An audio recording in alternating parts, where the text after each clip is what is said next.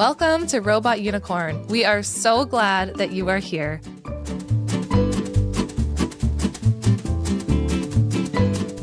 Today's episode is on friendship. And I don't know, what is the reason we actually chose to do an episode like on friendship struggles, all that? Is it because of our oldest daughter? Well, or was there people asking? I don't even remember anymore. I mean, I feel like there's a lot of different reasons. Like our daughter is going through friendship struggles for the first time. But also, that's probably when I asked people at the end of last year what topic they want to hear more about, friendship or bigger kid struggles was like the number one thing. People were telling me, like, I think because of a lot of our followers on Instagram, at least, they've been around for so long. And so all of our kids are getting older and facing different struggles like puberty, friendship, bullying, peers, that kind of thing. So we wanted to be able to create some content that's going to be really helpful as your kids get older. Yeah. Not just focusing on the toddler years. Yeah. And I would also correct what you said there. It's not the first time our oldest daughter's had friendship struggles, but I think they're a little more complex as they get older, obviously. Yeah. Makes sense. So it's just been something that we have been talking about.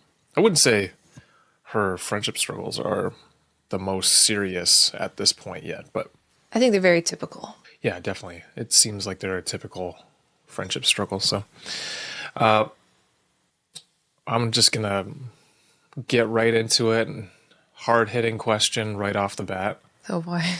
How often do you think when a child struggles, and I say struggles with air quotes, struggles with friendships, how often do you think at least one of the parents is processing or projecting their own childhood experiences on the experience that their child is having or facing currently? Is this a question directed straight to me?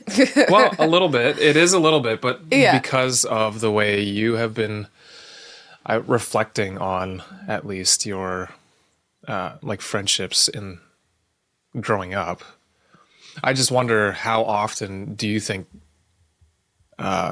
parents are just projecting or processing their own struggles that they had? Yeah, often. On their kids. Yeah, well, and I don't know if I said this on a podcast or if I said this on Nurtured First, but when our child hits the age that we were at when we were most hurt, we're going to feel the most triggered. And so for a lot of people, male and female, when their child hits that school age and they start seeing their child be hurt for the first time from peers, friends, even like teachers saying things to them, your first reaction is going to be whatever it is that you had in the past, right? So that feeling that you had in the past is going to be brought back up unless you reflect on it, right? So for me, I had various friendship struggles throughout my life, and I remember times being lonely and feeling left out and all of those experiences that many children go through. I remember that, and that was painful for me as a child. So when I'm watching our daughter go through that for the first time, of course, my own feelings and experiences are being brought back up.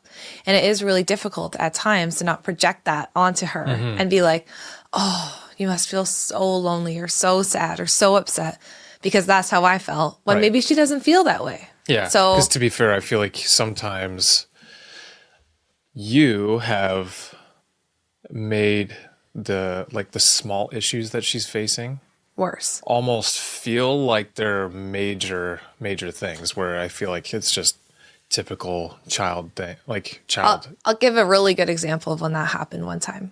One time our daughter I asked her, oh, who'd you play with today at recess? Oh, no one.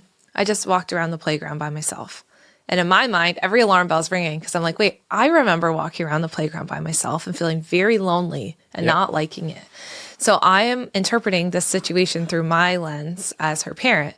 And I'm like, oh my goodness, you must have felt so lonely. Like, why were you walking around? No one wanted to play with you. She goes, I don't know. Just didn't feel like playing with anyone. So I just walked around by myself. And she was confident. Like, she was fine. She just needed a break from talking to people. But because I projected that on her, now all of a sudden she's questioning herself, right? Like, oh, should I have walked around by myself? And so because I'm I was at that time projecting my own experiences onto her. Now she's questioning something that actually she felt totally confident about. And so when I looked back on that and reflected, I was like, it's totally different. My daughter had made a choice to walk around the playground by herself. She wanted that break to be alone. And she wasn't interpreting that as I'm a loner or no one wants to hang out with me. Yeah.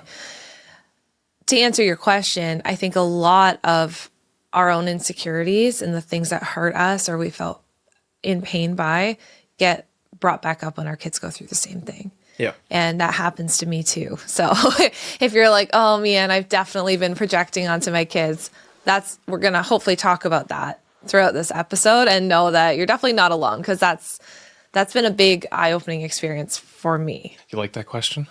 Well, I saw that one coming. I didn't know it was going to be your first question, Okay, but yeah. I think it is important because Yep. how many of us are feeling triggered? I by noticed this? that, and I think the difference might be that we have all daughters, so their friendships and the way they interact with, kids at school is a little bit different than how I would have. So I feel like it's not nearly as I'm not going to be as likely to project my experiences on them because it's very different. But I bet you if And I you, also see how much better they are than me. yeah, and they're really good at coping with these things. I know a lot of men struggle and they get triggered by their sons when, let's say, when they were boys, they were kind of told, just fight back, just be mad, just get angry. And then when their sons are more sensitive or don't fight back or are crying, I think sometimes dads, from my experience, can get triggered by that and be I like, see. Okay. oh, you gotta just push back, you gotta man up, and it might take a lot to go against their own messaging and programming that says you can't cry about being sad that a friend was mean to you. Right. So I feel like dads listening, if they have sons, they might be kind of struggling with that. Or I think when we were kids, maybe fighting back to your peers was the normal thing to do, right? It was for I'm me. sure it was for you. Yep. And now it's a lot more talking about it. And that might be hard too. If you're dad and you never learned how to talk it out with your friends, you only learned how to punch them in the face and then get over it. You know what I mean? Yeah. Like Yeah. I even remember my dad saying that when we were kids. Oh, when we were kids, just throw a punch and then, just move forward. You're done. Yep. And I remember as a little girl sometimes being like, oh, wouldn't that be easier? Yeah, and I wonder if I don't have I don't put that same pressure. I don't know. Maybe it would be different if we had a boy, and then if I would maybe feel that way. I don't know. It's hard to say because that's not my experience. It's hard to know, but I wanted to bring that up for Yeah. the dads who are listening. Yeah, because I would with the girls. I mean, we put our oldest into karate, and then our middle will soon start as well. But I don't feel like there's this pressure that they have to fight back. Mm-hmm. It's more of a just helping them build confidence so that they can at least protect themselves. Yeah. From anything that might happen.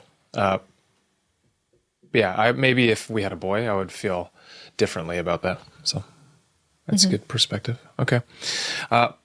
As both a mom and a therapist, how do you navigate that delicate balance between allowing our children or allowing our child to feel a bit of that social pain that comes along with these friendship struggles? And because I think there's an important piece where they need to learn a bit of resilience. Yeah. And understand maybe the playground is a good place to learn. Not everyone can be trusted. Mm-hmm. You don't need to believe everything every person tells you. And I feel like it's kind of it's a good way, a starting point for them to learn some of these things. Mm-hmm. But it's also inherently, I feel like we want to protect our girls from having this pain that they experience with friends. So how do we help them develop the social skills and resilience while also protecting them a little bit from major pain? I'll take the therapist lens. Yep. It's such a balance. So first off, there's a difference between normal friendship struggles which kids will have because you're with a bunch of other kids who have immature brains and their own different ways of coping.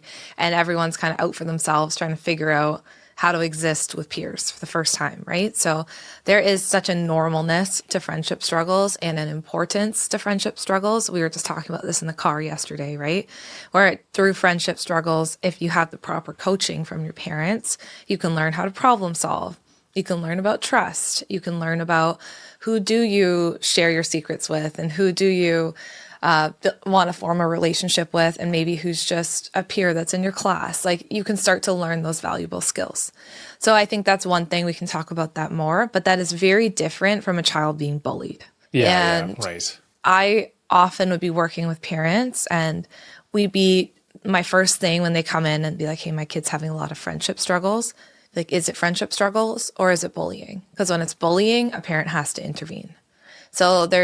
And that's really important too, because I think sometimes it is actually bullying that's happening. And bullying there is someone who is purposely trying to inflict hurt or pain on your child, whether that's through words, through actions, maybe both, behind their back. And children should not be alone to fend for themselves in terms of bullying. And parents need to really be in the know as to, is this a normal friendship struggle where I actually want to equip my child to use their strong voice and stand up for themselves and be assertive?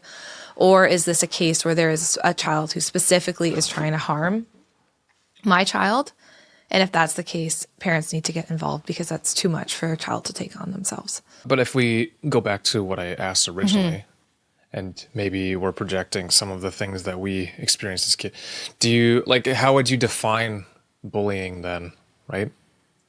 Because I feel like some of the normal friendship struggles are, I don't want to play with you. Like, you're not allowed to play with us today. And there's obvious bullying where people are posting pictures online of your child or something like that. And they're saying, like, purposefully trying to tear them down publicly.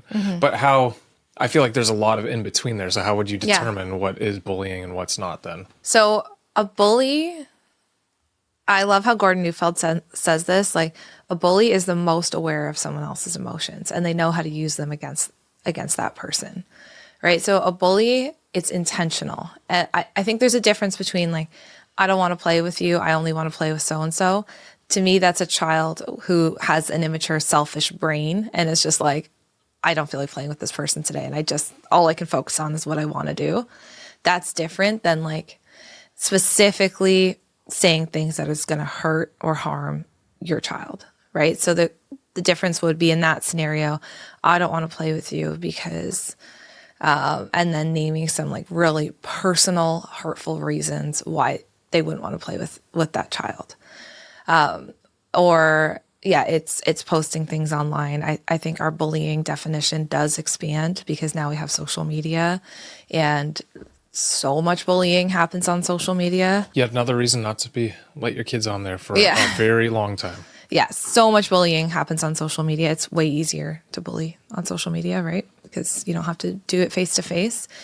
But bullying is an intentional act where there's manipulation involved and the ability to purposely hurt someone emotionally or physically. Whereas some friendship struggles are more just the child is acting selfishly because they're a kid and they're just not thinking about the way that this is going to hurt somebody else. And so I see that in our daughter. Like if she comes and she says, so-and-so told me she doesn't want to play today. She only wants to play with so-and-so. To me, that's not bullying. That's just a child who's not thinking like, hey, that would actually really hurt her feelings. Yeah. So that's where I would say the difference is.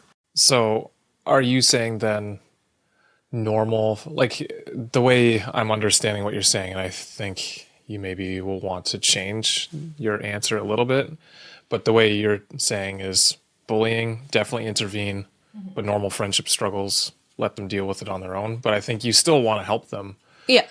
You coach them. Yeah. So you're coaching them at home versus you're contacting the school. Exactly. Yeah. Okay. Yeah.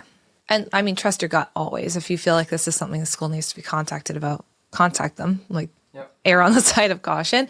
But with normal friendship struggles, your job as the parent is to be the coach, right? So they come home, they say, hey, so-and-so said that they don't want to be in my group project today, and they want to be in a group project with this other person, right? That is a friendship struggle that hurts. It's painful. So our job would be to coach, okay, so how did you feel when that happened? Well, I was really sad. Yeah, that makes sense. I'd probably feel sad too. And talk them through the situation that happened, decide if there's anything that actually has to be said to the friend, or are they just sad? Like, do they just need to express that feeling and maybe have a little cry with you and then go back the next day? Yep. Do they need to role play it out? You know, I love a role play, everybody. You sure do. Do they need to role play it out with you so that they have words that they can say the next time that happens at school? So think of your job as the coach rather than just to be to call the teacher and be like, my kid wasn't in this and this person's group project and they should be. You know, we do want to let kids have time to practice being assertive on their own and be coached through it. Well, we had that with our oldest. So she last week was just telling us about one situation where someone didn't want to play with her and was just being a little rude to her, which again, that's kids. That's what they do. Like they're not necessarily thinking through the consequences of everything they say or most things they say, likely.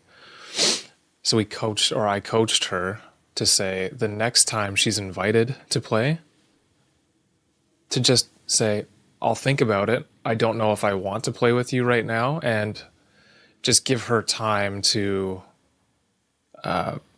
think through who she actually wants to play with. Because if that's how she's being treated, maybe she wants to play with other kids that desperately want to play with her. Because I feel like often kids are desperate to play with her.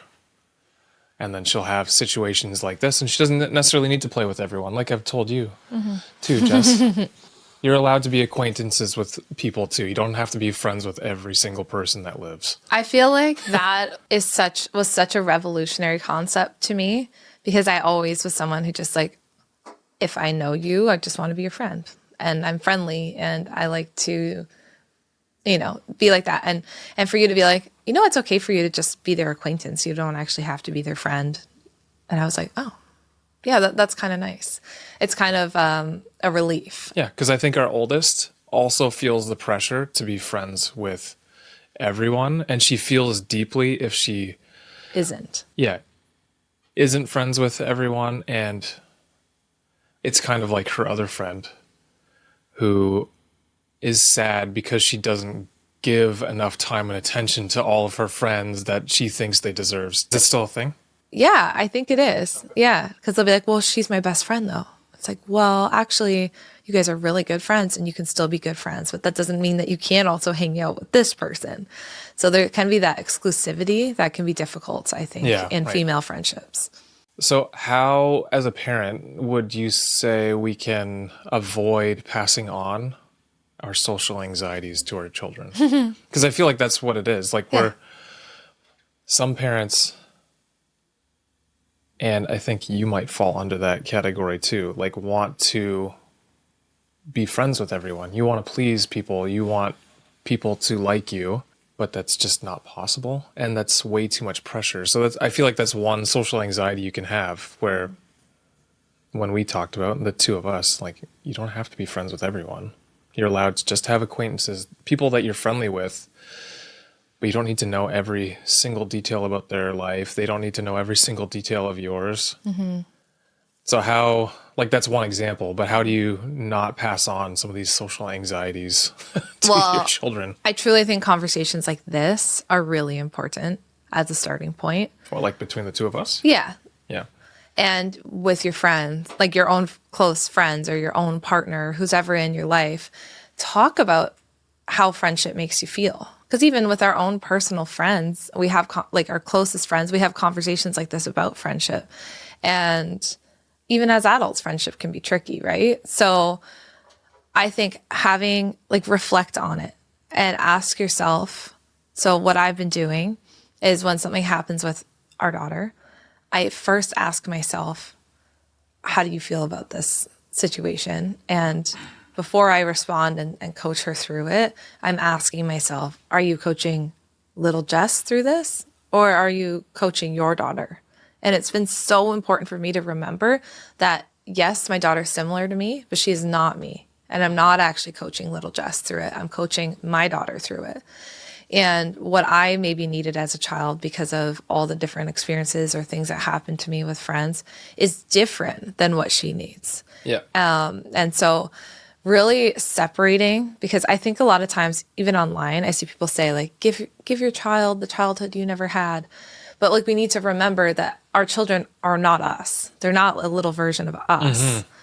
And so we can see that with all three of our daughters. They're very different.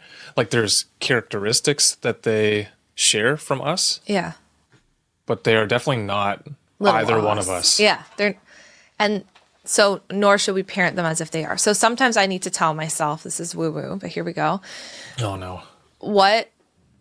So let's say she's saying something to me, I'm feeling triggered, I'm remembering a time when I felt left out or people were talking bad about me or something like that.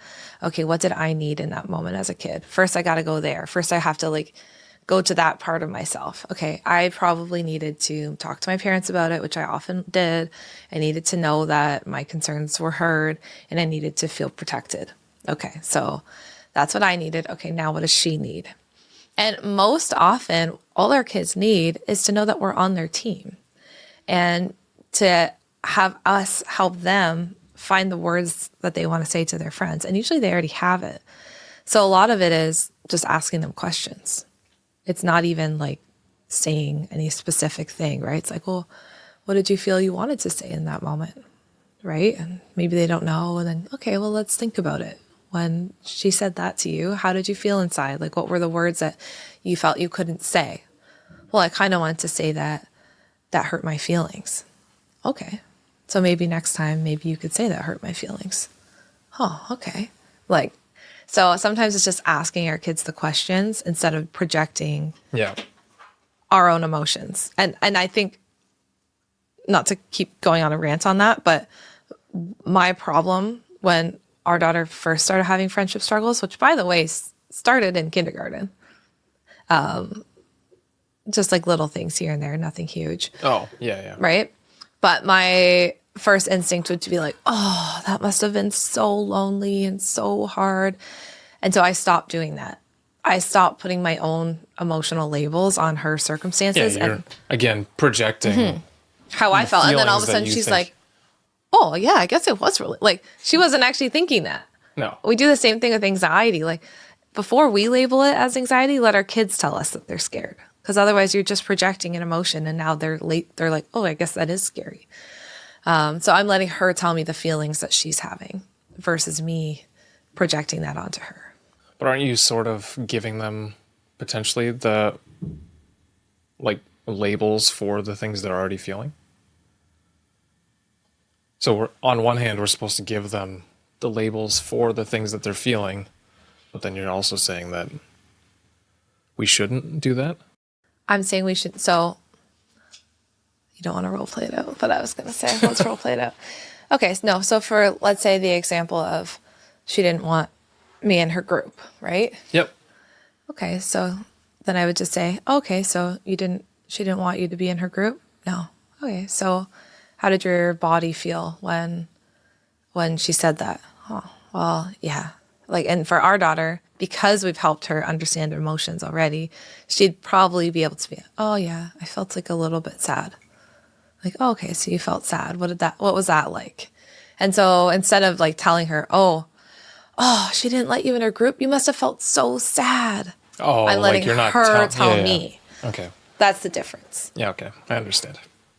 Do you think there are any, and maybe we've already covered this, but do you think there are any big mistakes that you think like well-intentioned parents will often make if their child is struggling with friendship issues? Yes. Okay. So I'll like just list off a few common things I've seen, because I don't know if people know this, but I actually worked in a school counseling kids, and the majority of the things that we're talking about were friendship struggles, especially as kids got into like grade 2, 3, 4, 5, 6, 7, 8. Yeah, once their brains are like developed to want to hang out with other kids. So that's the first thing that I think a mistake that parents make is pushing friendships too hard on their kids. Like, who's your friend? Who are you hanging out with? And like getting stressed out if their child doesn't have like a core group of friends. First off, I think we've talked about this on a separate episode. We did do one other episode on friendship where we talked about a couple other like different topics, but our relationship with our kids should always matter more than friendships. And if your child doesn't have like 10 super close friends they want to hang out with all the time, like that's okay.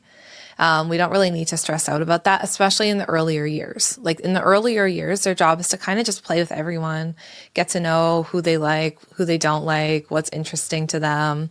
And is it safe to say that it's a social skill building time of life? Like you're really trying to build those skills to be able to relate and play with other people? Yeah, like I would say our daughter that's in junior kindergarten, she does have a couple friends that she gravitates towards that she really likes, but she will kind of play with anyone in the class, right? And there's certain issues that she'll have where her main issue is when someone's not listening, then she'll have to come home and tell us about it. And because she's a rule follower, she likes things to be just so.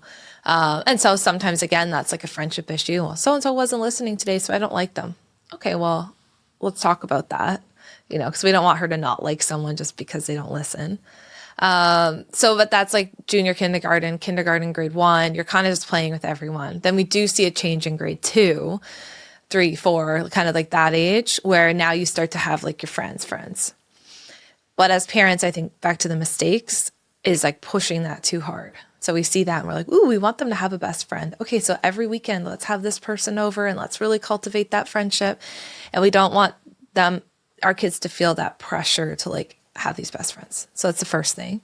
The second thing is not coaching kids through it and being like, yeah, it's fine. Just go back tomorrow, tell her whatever, and not taking the time to actually sit with our kids and have these dialogues that we've been talking about. Like, well, how did that feel in your body? What did you want to say to them? And mostly it's just asking our kids questions, getting curious with our kids, helping them understand how they actually feel and what they want to say, and then giving them the support to be like, it might be uncomfortable, but maybe tomorrow you say this to your friend. Because when we just assume our kids will just figure it out, like, all kids have friendship struggles, they'll just figure it out, that leaves a kid to feel really alone. And what we don't want is the child to stop coming to you. Right. To be like, well, they're not going to help me anyway, so I'm just going to deal with it by myself. We want the child to always know I can come back and talk to my parents about what's going on. The third mistake that I see a lot of is kind of, again, going back to like not being super involved with bullying, not standing up when it's time to stand up for your kid, right? And I mean, I even think about a scenario that we had. I won't get into details, was on the bus and there was certain things going on and we ended up making a call just to say, hey, look, this is what's going on the bus. Well, we always laugh about the bus is like, it's a lawless society on the bus. That's quite the shit show on there. And our kids have a long bus ride and like there's no adult supervision on the bus, right? So there's things going on. Except for the one bus driver at the very front. Yeah, exactly. Who's focused on taking care of the kids, getting them home safely as they should be. So I would say sometimes parents, like they don't want to interfere. They don't want to be that parent. But again, when it comes to bullying, which is like intentionally doing mean things to hurt someone's feelings, we do need to step in. Yeah. And our kids definitely need more support. And if we leave them alone with that, that can have lifelong impacts because these peers, these relationships, that our kids remember that. Like I remember times when I was a kid and that is stuff I've had to work through, so we just want to be really mindful of that as well. Can I have one more mistake? Yeah. One more mistake I see, and I'm going to lump, let's say, cousins in with this, friends, cousins, is giving our kids hours of just unsupervised time. And we've talked about this in other episodes or maybe, I can't remember. Sometimes I'm like, did I talk to Scott about this on an episode or did we have this conversation like in our living room? Sometimes I can't remember. But I feel like we've talked about how sometimes there's this like glorification of like this 80s parenting that's been coming back up, like the pendulum swinging back the other direction where people are like, when we were kids, how you could just run around free with your friends for hours and your parents didn't know where you were. and I was at a conference, and the person facilitating the conference was basically glamorizing that time with the life. And they were like, yeah, when we were kids, the 80s and 90s, we could just run free. I would just go biking with my cousins all day long. We would be hours alone in the basement. And I was like, hello, isn't that when a lot of abuse happened? And aren't we hearing, at least in my practice, from so many people who were hurt, bullied, abused because of hours of unsupervised time with the door closed? Like, let's not glamorize that time of life. Yeah. So I think that's another mistake that we make, and for some reason is becoming trendy again. Like, hey, yeah, let's just leave him alone for hours. I think anytime society swings to one extreme or another, Yeah.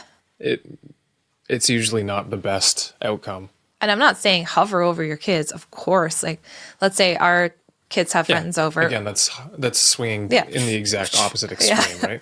Yeah, exactly. There's a balance. Let's say our kids have friends over.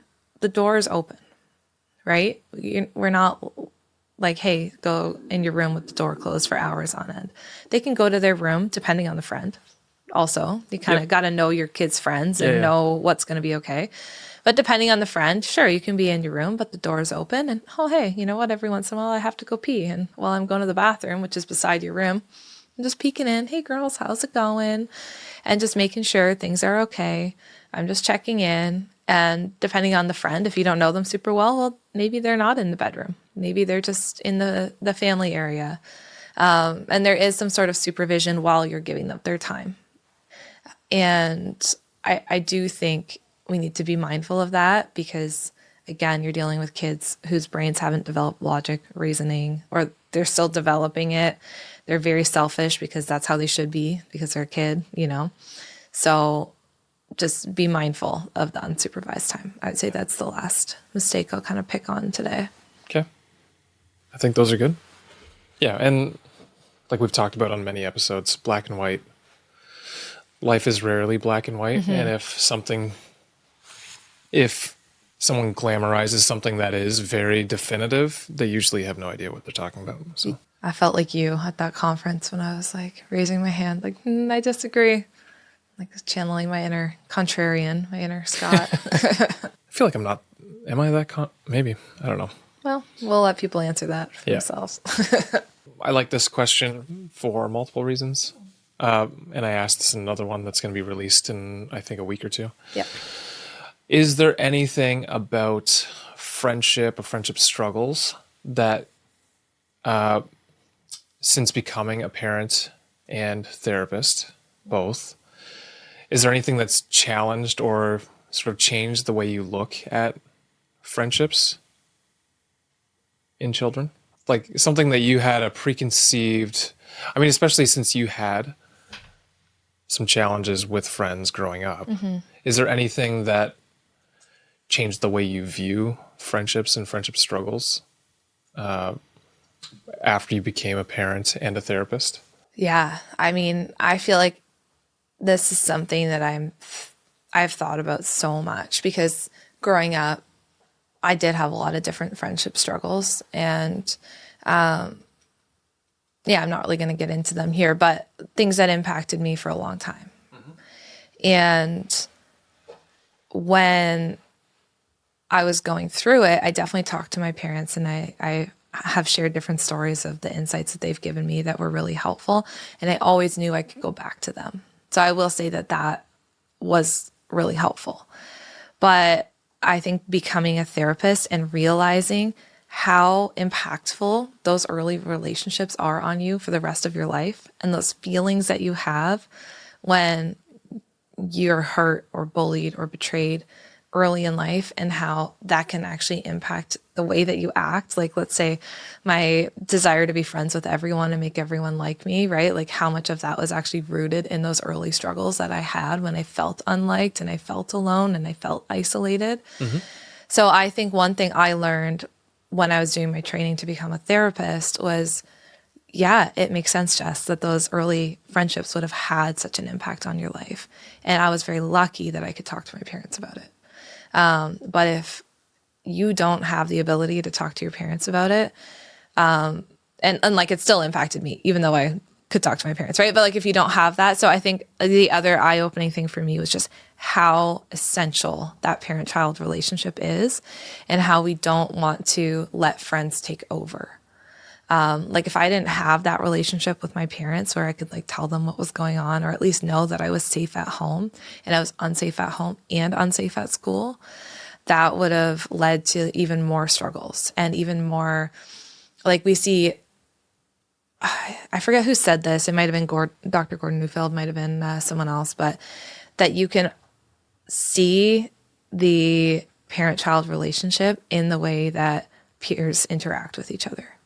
And so sometimes you can see in the peers that are really bullying and mean, like you can see the words that they've been told. Yeah. Right. And for me, I think a lot of it was like, I didn't want to partake in like gossip. I didn't want to partake in like petty things because I didn't really have that at home. So I'd just be like, I don't want to do that. And then that made it really hard for me to fit in with friends who wanted to do that type of thing. So I think that was another really eye-opening thing for me too, is realizing like how impactful the friendships are and how beautiful they can be. Like I still have one of my really good friends from that era, even though we had some fights in the day, like she's still one of my best friends now and we worked through it. Right. And like how beautiful, healthy friendships can be, but how harmful unhealthy friendships can be, and how parents need to be in the know and they can't just like send their kids off and hope everything's fine. Yeah. So I think that was really eye-opening for me. And then another thing that was like even more eye-opening is when our daughter started to have her own little friendship struggles, and it's not even anything big, but how much that like brought up my own experiences and memories that I didn't have until she started having her own struggles. It's like, oh my goodness, I totally forgot about that. Yeah, that would have really impacted me. You know what I mean? So I think that's another thing that I'm sure a lot of moms are going through too, and dads too. Yeah. Again, it's different. I would say, I think the only reason you don't, like I don't have that as much is just because I can't relate to the same friendship related topics that our girls are going through necessarily. Yeah. And I think I've learned through, I'd say like the last 5 years of our life, maybe a little bit more, we've developed some really strong adult friendships. And I think I've learned like I mentioned, how beautiful friendship can be and how fulfilling and how life-giving and how important it can be. And we talk about our friends a lot on the podcast because they are a really important part of our life. And these intimate, vulnerable, beautiful friendships can be really important. And I want to model that for our kids. So, but whenever you're vulnerable and intimate and like share personal things about yourself, you do open yourself up to hurt. And I think that's why the hurt can be so great too. Yeah, for sure.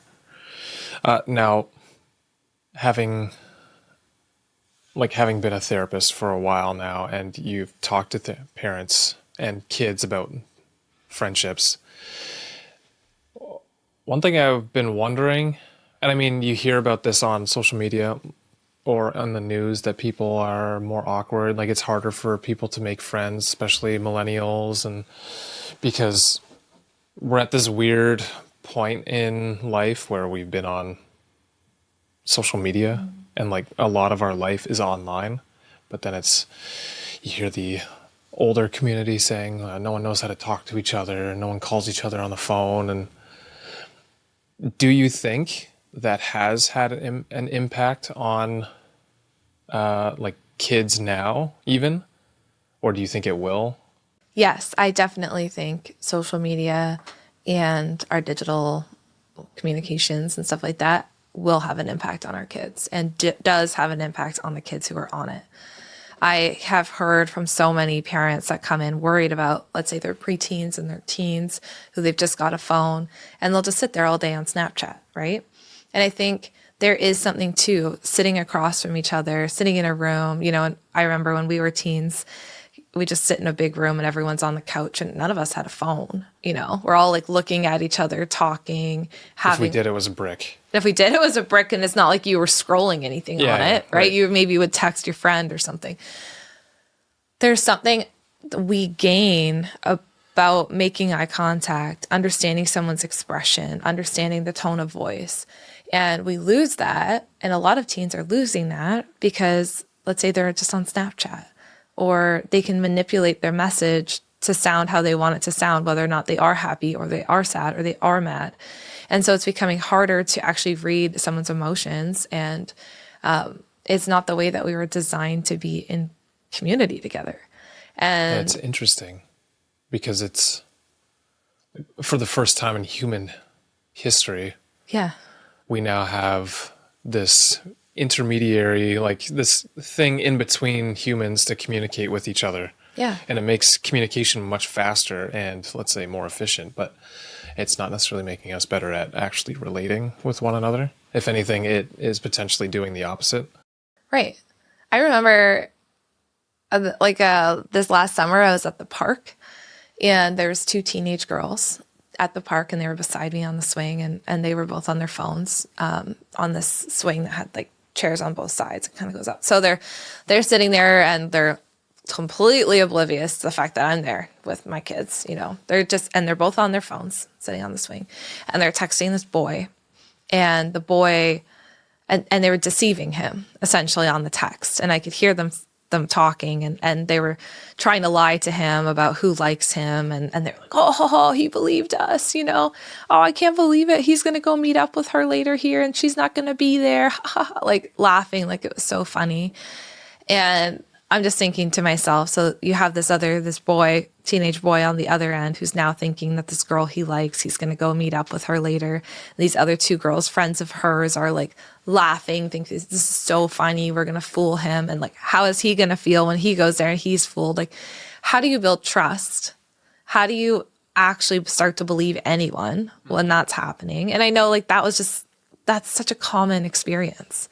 And I think you lose important social skills, important things that you need to know for life if all of your communication is happening over text, and you can deceive people so easily. Yeah, you're not actually seeing the impact of what you're doing or the way you're interacting with people that way. Right. Like, would you lie to someone straight in the face? Maybe. Some people might. Some people might. We've experienced that. Yeah, exactly. Some people might. But it's going to be much less likely if you're sitting across from someone, right? But if you grow up always having this ability to change your words so that you don't actually say how you feel, or you're deceiving someone or whatever, like as you get older, that's just going to be normal for you. And I don't want that for our kids either. So yeah. So how do we help them make sure that that's not what they're using? Again, it goes back to, I think we've talked about this in many episodes now, delaying social media as long as we can in our kids. Certainly not in elementary school, as many kids already do have it in elementary school. And getting a device of their own. And getting a device in their own, like delay that as long as you possibly can, because as soon as you do that, you're actually like taking away your child's ability to develop these really important skills. So, I mean, blah, blah, blah. We've talked about that lots. Other things I think that we can do. One thing I do with our kids, I've never talked about on a podcast episode, but whenever I'm out in public and I see a mom who looks frustrated, or I see teens who are giggling, or I see whatever, I'll just be like, hey, what do you think they're feeling right now? And I'll try and like help our kids learn how to tune in with others' emotions and like read facial expressions and stuff like that. And I don't tell them if they're right or wrong, right? They might be like, oh yeah, she looks really frustrated. I'm like, yeah, she kind of does look frustrated. Then we just move on. But trying to help your kids learn how to read other people's expressions can be a really valuable skill for them, because then they can start to for sure understand the impact of their words on someone else too. Do you think that there is a real possibility of stunting like developmental growth in, like, I just wonder how long lasting that is, because your most formative years are up till around 25. It's not that you can't continue wiring your brain to be able to relate with others, but it becomes at a slower rate after around that age. Mm-hmm. So do you think that there's a real possibility this will actually stunt the growth of those who are on these, like on social media or using devices like this, and not going out and specifically trying to relate with others and hang out and look someone in the eye. And I Absolutely. mean, we start sounding like we're very old when we say that, but I feel like there is legitimate developmental psychology that Yeah. Well, your needs to be looked at. experiences shape who you are, right? And like you said, like these experiences we have under the age of 25, they're going to shape our entire adult life. And if we are replacing human interaction, human conversation with screens and doing it over screen, like it's going to shape, it for sure is going to shape you. Like that's just how behavior works. So we do run the risk of stunting these important developmental, like these skills that our children learn.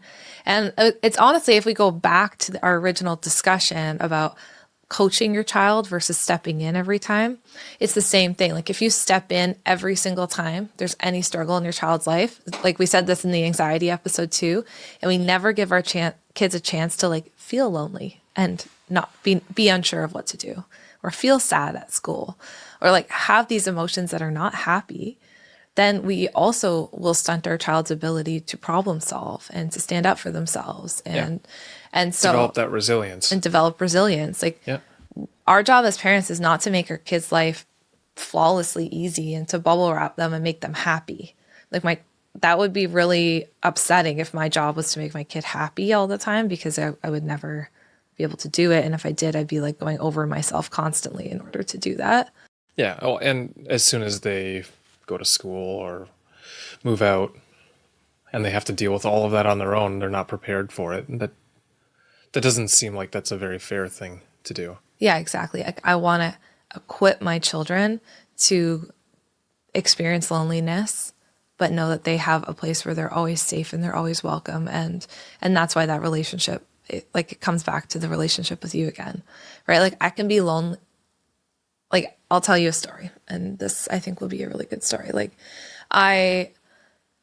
when I had struggles with friendship at school, and I would be at school and I'd be walking around, or like, yeah, be the only one not to make the volleyball team and be walking around. Like a lot of my memories of school is like walking around like this recent, like the playground alone. But I knew when I got home, I was safe, and I knew I had someone at home who was going to welcome me in, have like a tea ready for me, and a place where I could go where I was safe. Yeah. And so no matter how hard things were at school, and they were hard, I was safe at home. And I think that's what we can offer our children. And even more so now, like we're teaching parents how to coach their kids through it, right? Like my parents didn't have someone being like, and then when Jess gets home crying, because whatever, this is how to coach her through it. But now we can even coach our kids through it and help them learn how to stand up for themselves and protect themselves and stuff like that. So I think that's a takeaway I want, because if we can do that, if we can provide safety at home, then our kids can feel more resilient at school. And I also think about the toddler years, like to go way, way, way back for those toddler parents that are here. And I think about the times when our toddler's disappointed because I won't give her pepperettes for breakfast, and she's mad, or ice cream for breakfast or whatever. And she's disappointed. And again, I don't try and fix that feeling. I'm not like, yeah, here's an ice cream cone for breakfast. I'm like, hey, come into my arms. Let's cry it out together. And then let's move on with our day. Like we're already teaching them at an early age how to cope with disappointment, how to have hard feelings, and that they can always come back to us as a soft place to land. And so I think if that's the way you're raising your toddlers, once they get into these school age years, they're going to be used to having a soft place to land when things feel hard. And that's why it all is all connected. Like helping your toddler with a tantrum is connected to when they have a friendship issue, or they do super bad on a test, or something's hard at school, right? It's not one event that's happening that you're trying to solve your child being upset about the fact that they're not getting ice cream for breakfast. Yeah. And then guess what? Years and years from now, like I had a struggle last year and I talked to my parents about it. Right? So you're setting the stage for, I'm gonna cry now, but you're setting the stage for this like lifelong of a safe base, a safe place to land. Yeah. So anyway. Wait, can I ask one thing? And then I think we can close out this episode, because it's been a good conversation. We have talked about friendships and how, whatever, there's all these things that we're doing that don't feel related, but they are, because you're creating that relationship with your child. Now, when it comes to friendship and maybe friendship struggles, I am able to relate less to those things with our girls than you would be. So I think by default, they seem to, not necessarily like all the time, but they would default to going to you to talk about it compared to with me. And not because I'm not a soft landing for them, but more, I think they understand that you understand what they're going through. Yeah. Whereas I can't. So how, in a situation like that, how, if a parent wants to help but can't relate, how can they? I think it goes back to being curious with them. And even sometimes you can, I think relating is important. Relating makes us feel less alone, right? So you could relate in terms of like, oh, I do remember mom telling me this story of blah, blah, blah, right? So you can even share my stories as a way to like, hey, I am in the know, you know?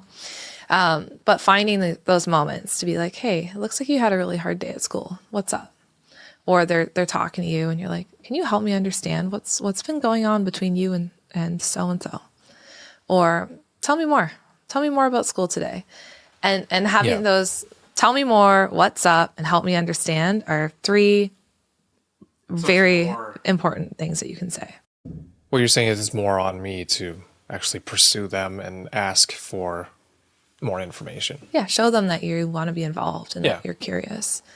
And I have noticed that you do that, and then they do respond to it. Yeah, they'll always tell me.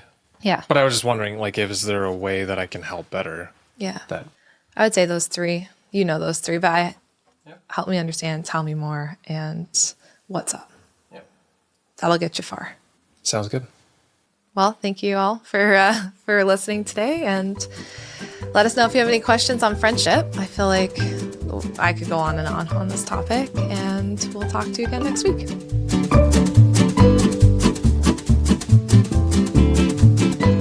Hey, thank you so much for being here and listening to this episode today. It means the world to us to have you here. If this conversation was helpful for you, it would mean a lot if you could like and subscribe. That just shows us if the conversation is meaningful and helpful and helps it get out to more people. Also, I just wanted to let you know that every week we have a new episode drop. And if you want to be notified when that happens, just hit the little bell icon. Again, thank you so much for being here, and we will talk to you again next week.